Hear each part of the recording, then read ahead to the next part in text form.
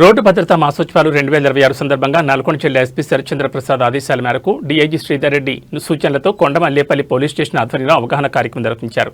ఈ సందర్భంగా వాహనదారులు, ఆటో డ్రైవర్లకు ట్రాఫిక్ నిబంధనలపై పోలీసులు కీలక సూచనలు చేశారు.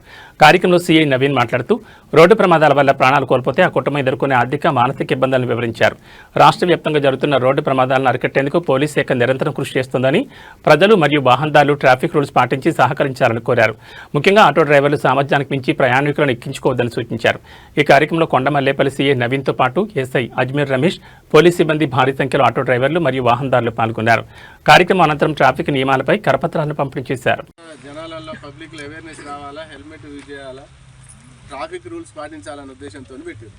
ఈ ఫస్ట్ ఎవ్రీ ఇయర్లో ఒక జనవరి నెలని ట్రాఫిక్ రూల్స్ కోసం ఏమంటారు, దాన్ని ఏం వాడచ్చు మరి అని చెప్పేసి ఈ నెలని పెడతారు.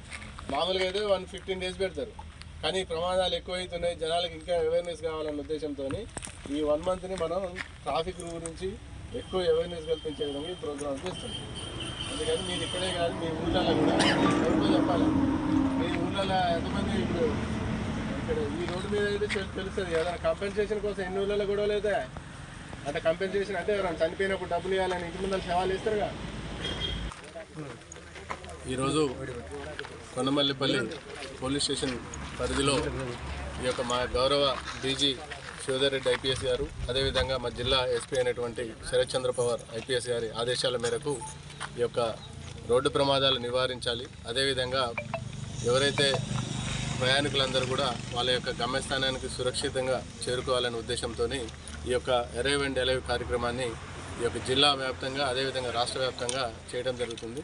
అందులో భాగంగా ఈరోజు మన కొండమల్లేపల్లి పోలీస్ స్టేషన్ పరిధిలో ఈ యొక్క అరైవ్ అండ్ అలైవ్ కార్యక్రమానికి ఏర్పాటు చేసి, అదేవిధంగా ఎవరైతే వాహనదారులు, అదేవిధంగా వేరేటువంటి ప్రయాణికులు, అదేవిధంగా ఆటోలో ప్రయాణిస్తున్నటువంటి ప్రయాణికులు ఈ రోడ్డు ప్రమాదాలు ఏ విధంగా జరుగుతాయి, అదేవిధంగా ప్రమాదాలు జరగకుండా ఏ విధమైనటువంటి చర్యలు చేపట్టాలి అనే విషయాల మీద వీళ్ళందరికీ కూడా కులంకుశంగా వివరించి, రోడ్డు ప్రమాదాల వల్ల ఒక రోడ్డు ప్రమాదం జరిగి ఒక మనిషిని కోల్పోతే ఆ యొక్క కుటుంబం పరిస్థితి, ఆ యొక్క స్థితిగతులు, వాళ్ళ యొక్క భవిష్యత్తు అన్నీ కూడా వీళ్ళందరికీ ఎక్స్ప్లెయిన్ చేయడం, అదేవిధంగా భవిష్యత్తులో వీళ్ళందరూ కూడా హెల్మెట్ ప్రయాణం చేయాల్సిందిగా, అదేవిధంగా రోడ్డు సంబంధించినటువంటి ట్రాఫిక్ రూల్స్ పాటించే విధంగా వీళ్ళందరికీ కూడా ఈరోజు ఈ యొక్క అవేర్నెస్ కార్యక్రమాన్ని చేపట్టడం జరిగింది.